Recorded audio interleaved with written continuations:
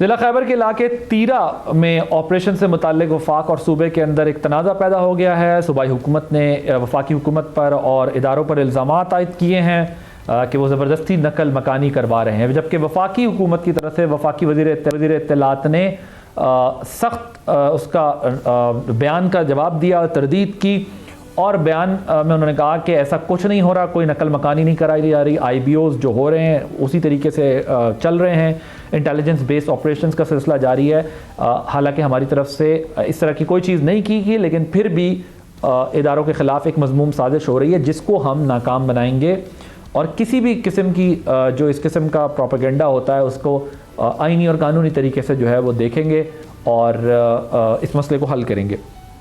दूसरी तरफ जो है सिक्योरिटी ज़राए से मुताल्लिक भी जो है वहाँ पर जो बातें की गई उनकी तरफ से भी ख़बरें आई। बताया गया कि ये जो नकल मकानी वाली बात है ये दुरुस्त नहीं है और कोर कमांडर के किरदार के हवाले से सख्ती से तरदीद की गई है कि ये दुरुस्त बात नहीं है, क्योंकि ऐसा कोई मुआहदा उसके अंदर वो उसका हिस्सा नहीं बने, बल्कि ये इख्तियार दिया गया कि जिरगा ख़ुद फ़ैसला कर ले, सूबाई हुकूमत और मकामी लोग ख़ुद फ़ैसला कर लें कि कैसे इस मसले को जो है वो रिज़ॉल्व करना है। जो ज़बरदस्ती दस्तखत कराने की बात है जिरगा मेंबरान से, उसकी तरदीद की गई है। सिक्योरिटी ज़राए ने यह कहा है कि अगर ऑपरेशन ज़बरदस्ती करना होता तो फ़ौज सितंबर या अक्टूबर के महीने में ये ऑपरेशन कर सकती थी, तो इसलिए ऐसी कोई बात एग्जिस्ट नहीं करती जिस चीज़ का इल्ज़ाम लगाया गया है। सूबाई हुकूमत और जिरगे को मुशावरत का इख्तियार दिया गया था और जिस बात को जिरगा प्रोसेस से कोर कमांडर की जोड़ा जा रहा है वो बात दुरुस्त नहीं है। 28 अक्टूबर को DC खैबर पख्तूनख्वा ज़िला खैबर के जो DC हैं उन्होंने भी बता दिया था कि नकल मकानी होनी तैयारी करे, सूबाई हुकूमत ने उसकी तैयारी नहीं की। तो ये तमाम सूरत हाल है। इसके अंदर वज़ीर आला सुहेल आफरीदी ने जो पोजीशन ली हुई है, कुछ इदारों पर इल्ज़ामात आयद किए हैं, जिरगा बुलाने की बात की है। जो इल्ज़ामात उनकी तरफ से लगाए गए हैं, अब देखना ये है कि क्या वफाकी हुकूमत इन तमाम मामलात को मद्देनज़र रखते हुए किसी जानिब बढ़ रही है। ये जो इमरजेंसी या गवर्नर राज की बातें हो रही थी, चीज़ें उस तरफ जा रही हैं। और सुहेल आफरीदी ने भी कहा है कि मेरी हुकूमत के ख़िलाफ़ साजिश हो रही है, साजिश की जा रही है मेरी हुकूमत के ख़िलाफ़, और इस्लामाबाद आने की तैयारी भी करें। मामलात पे आज के प्रोग्राम में हम बात करेंगे और जानने की कोशिश करेंगे कि कहाँ पर सच बोला जा रहा है, कहाँ पर गलत बयानी की जा रही है और आगे आने वाले दिनों में क्या होने जो है वो जा रहा है, क्या होगा, सो क्या सूरत हाल रहेगी। इसी पे बात करने के लिए हमारे साथ मौजूद हैं मुआविन खुसूसी वज़ीर आज़म पाकिस्तान हुज़ैफ़ा रहमान साहब, पाकिस्तान मुस्लिम लीग नवाज़ से ताल्लुक़ है शफ़क़त अवान साहब, पाकिस्तान तहरीक इंसाफ के रहनुमा। आप दोनों का बहुत शुक्रिया। हुज़ैफ़ा रहमान साहब, वज़ीर इत्तलात ने नोटिस तो लिया है वज़ीर आला के बयान का और उस बयान की तरदीद भी की है कि उन्होंने जो कहा है कि वफाकी हुकूमत ने दबाव डालकर नकल मकानी करवाई है तीरा के लोगों को, वादी तीरा खैबर की जो उन्होंने बात किया। लेकिन ये जो आपकी हुकूमत है, क्या ये जिस किस्म के जो स्टेटमेंट्स हम देख रहे हैं इदारों के ख़िलाफ़, एक कहा गया है कि जो कैंपेन चल रही है उसके ख़िलाफ़ एक्शन लिया जाएगा, सो किस कॉन्टेक्स्ट में इस बयान को आपकी हुकूमत देख रही है और क्या एक्शन लेगी आपकी हुकूमत इस पर? जिस तरह का वज़ीर आला साहब ने जो बयान दिया, बड़ा गैर जिम्मेदारानी बात है कि वफाकी हुकूमत ने ज़बरदस्ती किसी को निकाल दिया। दूसरे अल्फाज में आप वफाकी हुकूमत नहीं, लॉ इन्फोर्समेंट एजेंसीज पे उंगली उठा रहे हैं। और मैं समझता हूँ पाकिस्तान की जो मुसल्लह अफवाज है वो इस मुल्क में एक इकाई की हैसियत रखती हैं, जिन्होंने एक बॉन्डिंग फोर्स है, जिन्होंने चारों सूबों और मरकज़ को जो है वो एक बॉन्ड के तौर पर इकट्ठा किया हुआ है। और जिस तरीके से आपने देखा कि हमारे दिफा को भी नाकाबिल तस्लीर इसी फौज ने बनाया है, जिस तरीके से ऑपरेशन बुरहानुल मरसूस में जो किरदार था इस फौज का, तो मेरे ख्याल से जिस तरीके से ये कोट किया जा रहा है कि वहाँ पर लॉ इन्फोर्समेंट एजेंसीज है फेडरल गवर्नमेंट की वजह से निकाला जा रहा है, और इस तरीके की मेरे ख्याल से गलत बात है। जितने भी मुहाजिरीन हैं, पहले भी उन्हें अगर उनके इलाकों से नकल मकानी पर वो मजबूर हुए, ऑपरेशन की वजह से उनको सेटल भी किया गया और पूरी सपोर्ट भी फराहम की गई, और सूबाई हुकूमत जो KPK की है उनको सवाल से फंड्स भी दिए गए। वज़ीर आला की पोजीशन पे बैठा हुआ बंदा इस तरह की बात करे तो मेरे ख्याल से काबिल गिरफ्त बात है। जो भी पीका के तहत या जो भी लॉ ऑफ लैंड मौजूद है उसके तहत हम देखेंगे कि क्या कार्रवाई हो सकती है, लेकिन मेरे ख्याल से ये सिलसिला अब रुकना चाहिए और इसे रोकने के लिए जो हमें इक़दाम करना पड़े हम करेंगे। पहले हम सियासी हवाले से चाह रहे थे कि सियासी बात करें, लेकिन हमने देखा कि सियासी हवाले से नहीं रुक रहे। अब इन्हें रोकने के लिए हमें ज़ाहिर है जो लॉ ऑफ लैंड है उसके तहत हम एक्सरसाइज करेंगे अपनी पावर को। ओके, शफकत साहब, आपने गुफ्तगू सुनी होगी, हुज़ैफा रहमान साहब कह रहे हैं कि हम सियासी बात आपके साथ करते रहे लेकिन आप लोग जो है वो उस बात को समझ नहीं पा रहे और अब हमें जो लॉ ऑफ द लैंड है उसको अप्लाई करना पड़ेगा। ज़ाहिर है ही इज़ रेफरिंग टू पीका। बट हैविंग सेड दैट, मुझे ज़रा ये समझाएं कि जब डीसी वहाँ के ये बात अक्टूबर में इंटीमेट कर चुके थे कि ये एक्सपेक्टेड माइग्रेशन होगी, यहाँ से नकल मकानी हो सकती है, सो ऐसे वक्त में बजाय इंतज़ामात करने के, जो कि डीसी ज़ाहिर सूबाई हुकूमत के मातहत हैं, ऐसे वक्त में इंतज़ामात करने के, मुतबादिल इंतज़ामात करने के लिए हुकूमत को एक्टिव होना चाहिए था। हुकूमत ने उल्टा इदारों के ख़िलाफ़ और वफाकी हुकूमत के ख़िलाफ़ बयानियाँ बनाना शुरू कर दिया है। आपकी क्या राय है इसके ऊपर? ये इतनी डिठाई से झूठ बोलते हैं कि शर्म भी नहीं आती आदिल साहब, कि इनका एक वजीर है ख्वाजा आसिफ वजीर दिफा, वो असेंबली में खड़े होकर कह रहा था कि हम ऑपरेशन कर रहे हैं और करेंगे। अताउल्लाह तारड़ कह रहा है कि हम वहां पे कोई ऑपरेशन नहीं कर रहे, और DGISP आज साहब कह रहे हैं कि हम ऑपरेशन करेंगे, कोई हमें रोक के दिखाए। वहां से लोग इतनी सख्त मौसम में क्या खुद नकल मकानी कर रहे हैं? क्या इस वक्त उन्हें क्या जरूरत है कि वो अपनी जान को और अपने बच्चों को खतरे में डाले? वहां से उनको ये नकल मकानी पे मजबूर भी कर रहे हैं और साथ ये भी कहते हैं कि हम तो नहीं कर रहे। किसी एक बात पे ये रहे, ये किस किस्म की हुकूमत है? ये किस किस्म का निजाम चलाना चाहते हैं कि झूठ पे झूठ बोली जा रही है और फिर इतना तजाद कि एक इनका वजीर कुछ कह रहा है, एक कुछ कह रहा है, फौजी क़यादत कुछ कह रही है। इसलिए इनको कम से कम यहाँ पे आके बैठने से पहले अपने जो वज़रा हैं उनका तो कम से कम पता होना चाहिए वो क्या कह रहे हैं। ओके, हुज़ैफा साहब वो कह रहे हैं आप अपने पहले वज़रा की जो स्टेटमेंट्स हैं उनको देख लें, उसमें कॉन्ट्रडिक्शन है, बट ज़ाहिर है आप उनके सवाल का जवाब ज़रूर देना चाहेंगे। लेकिन मुझे ज़रा ये भी बताइएगा कि एक सूबे के वज़ीर आला इस हद तक जाकर अब बात कर रहे हैं कि मैं अपनी अफरीदी कौम और मैं पख्तूनों को जिरगा बुलाऊंगा और नई हिकमत अमली बनाऊंगा। सो वफाकी हुकूमत अभी भी सिर्फ यही कहेगी कि हम इस मसले को देखेंगे आइन और कानून की रोशनी में, या इसका कोई सोल्यूशन जो है वो निकालना है, चाहे वो पॉलिटिकल हो, लीगल हो, कॉन्स्टिट्यूशनल हो, अब इस नतीजे पे पहुंचे? क्योंकि अक्सर ये होता है कि इस किस्म की डिबेट्स के बाद जब हंगामा खड़ा हो जाता है तब मसले को रिजॉल्व करने की कोशिश की जा रही होती है। वो जिस तरफ चीज़ों को ले जा रहे हैं आपने उसको अब काउंटर कैसे करना है, एक, और दूसरा ये कह रहे हैं कि आप लोगों के बयानात में मुतजाद बयानात हैं और गलत बयानी कर रहे हैं आपके वज़रा। जी बहुत शुक्रिया कि मैं 2-3 गुजारिशात करूंगा। मैं कोई ऐसी गैर पार्लिमानी बात नहीं करूंगा जिससे दोनों तरफ तलखी बढ़े। लेकिन देखें आदिल साहब, आपको अरसा हो गया जश्न की खाक छानते हुए, आपने बाहर रिपोर्टिंग्स भी की हैं।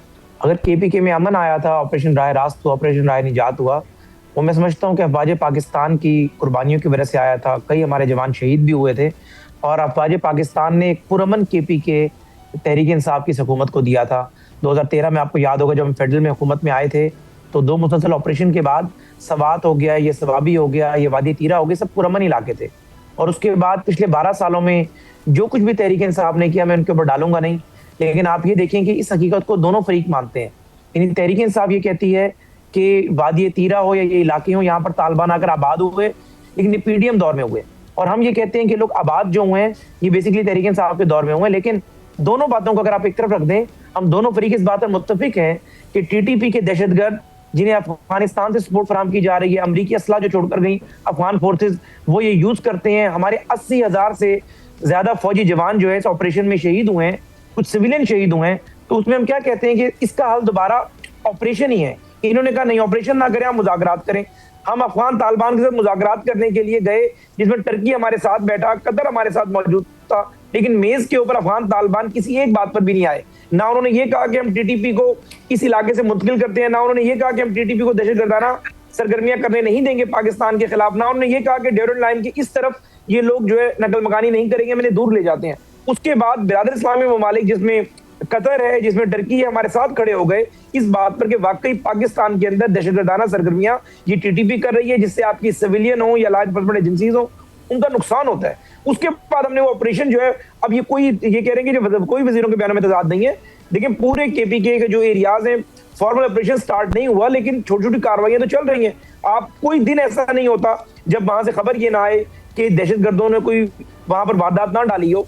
उसको पुरअमन किसने बनाया? इन्हीं लॉ एनफोर्समेंट एजेंसीज ने बनाया। हमारे जवान शहीद हुए हैं, फौज के सर्विंग मेजर कर्नल शहीद हुए हैं उसमें, तो ये इसको ऐसे पॉइंट स्कोरिंग के तौर पर यूज कर रहे हैं। मुझे आप ये बताएं कि सबसे ज्यादा तो स्टेक इसमें अफवाज पाकिस्तान का जुड़ा हुआ है कि जरा अगर मुल्क में अमन होगा, बॉर्डर आपके सिक्योर होंगे, फौज पर एक कम प्रेशर होगा, कम जिम्मेदारी होगी। यानी जो ऑपरेशन बुनियाद मरसूस में तहरीक इंसाफ के लोगों ने जाकर भारत को शिकस्त दी है, यानी 70 साल को इस मुल्क को बने हुए हो गए, 78 साल आपको अल्लाह ने इतनी बड़ी कामयाबी दी, पूरी दुनिया में दुनिया का ताकत तरीन आदमी आपके फील्ड मार्शल की तारीफ कर रहा है, वो मेरा फेवरेट फील्ड मार्शल कहकर पुकार रहे हैं, और ये यहाँ पर बैठ गए कि नहीं जी हम ऑपरेशन नहीं करने देंगे, ऑपरेशन हो रहा है नहीं हो रहा। भाई आप बैठ कर मैकेनिज्म बनाएं, जो लोग वहां से माइग्रेट हो रहे हैं उन लोगों के लिए बेहतरीन क्या आपने बंदोबस्त करना है। आपका डिप्टी कमिश्नर हो, फेडरल गवर्नमेंट अपनी सपोर्ट फराम करते हैं आपको, कोई आपको एक्स्ट्रा फंड देने, आप उसकी बात हमसे जरूर करें। अगर आप समझते हैं कि नकल मकानी की वजह से एक बहुत सूबाई हुकूमत पे बोझ आ गया है, उसमें हम आपको सपोर्ट करने को तैयार है, लेकिन आप इस तरीके से मुल्क के इदारों को, लॉ एनफोर्समेंट एजेंसीज को मुंह में डालेंगे। हुज़ैफा साहब, ये आप रोकेंगे कैसे जब वो कहते हैं मैं पख्तूनों का जरगा बुलाऊंगा और आफरीदियों का जरगा बुलाऊंगा? लेकिन चाहे चक सही हो, तो ये एक लसानी रंग जाएगा इस मसले पे। अगर कोई फौज पर तनकीद करेगा तो हम उसका जवाब देंगे और हमारी जिम्मेदारी है। ओके नहीं, लेकिन अब सवाल ये है कि वो अगर एक उसको लसानी रंग पे लेके जाएंगे, वो कहते हैं मैं अफरीदी कौम का जरगा बुलाऊंगा, पख्तूनों का जरगा बुलाऊंगा और इस मसले को नई हिकमत अमली के तहत हल करूंगा, तो फिर क्या रिस्पॉन्स होगा आपकी हुकूमत? अब भाई साहब जब पोजीशन ऑफ ट्रस्ट पे बैठे होते हैं तो पोजीशन ऑफ ट्रस्ट की अपनी एक जिम्मेदारी होती है। सिर्फ ये नहीं होता कि आपने ऐसा बयान देना है कि मीम्स बनाएं, बयान देना है कि आप मकबूल किस बात से होंगे। देखिए वजीर आला खैबर पख्तूनख्वा को भी चाहिए कि वो जिस पोजीशन ऑफ ट्रस्ट पे बैठे हुए हैं उस पर बैठकर जिम्मेदारी का सबूत दें, अपने इदारों के बारे में उन्हें स्ट्रेंथन करें। ये ना हो कि ऐसी बात करेंगे जो मकबूल ज्यादा होगी। मैं समझता हूँ कि वो जरगा बुला रहे हैं, कोई चीज कर रहे हैं, कोई भी शख्स इंक्लूडिंग माई सेल्फ रियासत से अबव नहीं हो सकता, कानून से अबव नहीं हो सकता। तो अगर कोई शख्स जो है कानून से अपने आप को अबव करने की कोशिश करेगा तो फिर लॉ ऑफ लैंड जो है एक्टिवेट होगा और he must be taken to the task.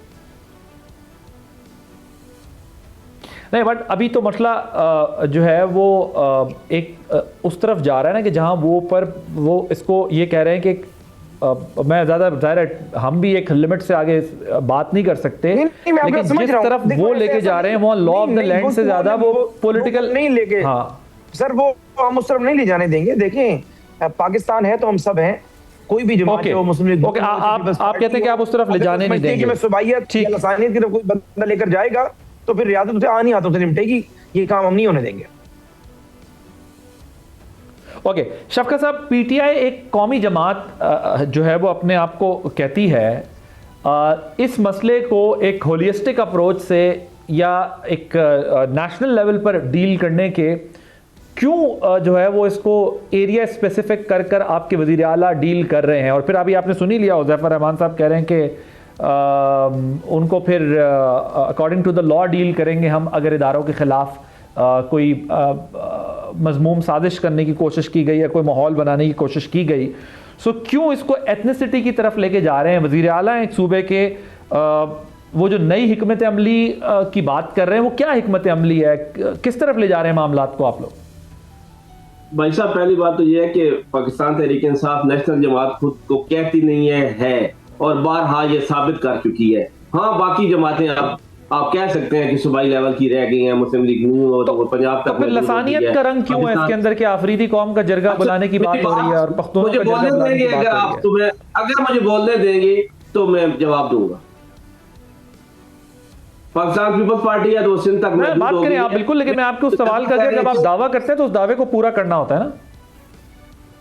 चलते मुझे जवाब तो देने दें। अगर आप हुज़ैफा साहब कह रहे हैं ट्रंप ट्रंप ट्रंप, जी गो अहेड। मुझसे तो कम अज कम उस आलमी दहशतगर्द के बार बार नाम नहीं लिया जा सकता जिसने इसराइल को 8 बार जिसने वीटो किया है इसराइल में अमन को। मैं तो कम अज कम उसकी की हुई किसी तारीफ को रिपीट नहीं कर सकता, मैं तो की हुई उसकी किसी बात को दोहरा नहीं सकता। मुझ में इतनी सकत नहीं है, ये आप में ही सकत है कि आप उसके बोर्ड में शामिल हो गए हैं और आप हिस्सा बन गए हैं जो हमास को गैर मुसल्लह करने जा रहे हैं, जो हिजबुल्लाह को गैर मुसल्लह करने जा रहे हैं। मैं ट्रंप का बार बार नाम नहीं ले सकता, ये आप लोगों की हिम्मत है। जहां तक बात है सीएम की, तो कोई मेरी बात सुने भाई साहब, कभी भी वहां के लोगों को इत्मीनान में लिए बगैर आप ना तो ये ऑपरेशन कामयाब हो सकता है और ना ही केपी में अमन कायम हो सकता है।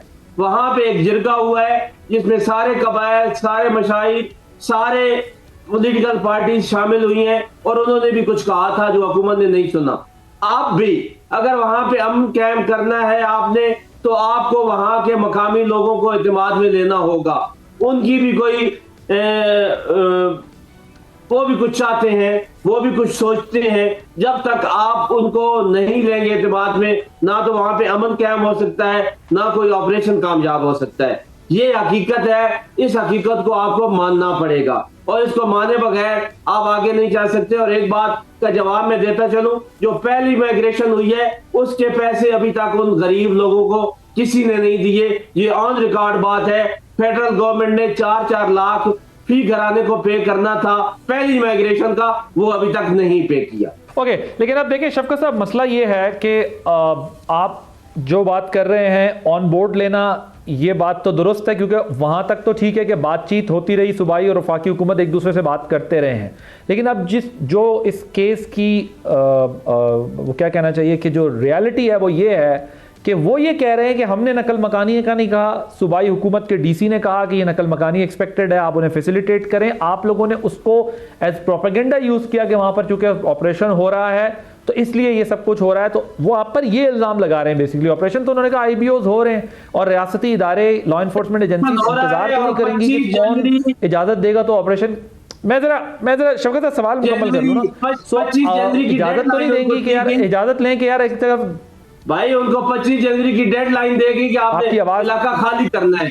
अदरवाइज इस सख्त मौसम में कोई पागल हो गया था कि वो घरों से निकलता और अपने मासूम बच्चों को इस सख्त मौसम के हवाले कर देता। जरा खुद सोचें, क्या ये पॉसिबल है कि कोई बंदा खुद से ही निकल पड़े इस मौसम में, जब वहां पे बर्फबारी है और इंसानी जिंदगी आम हालात में भी मुश्किल तर हो रही है कि वो रोडों पर आ जाए और वहां से अपने मकान छोड़ दें। सब्सक्राइब करें और बेल दबाएं ताकि कोई खबर रह न जाए।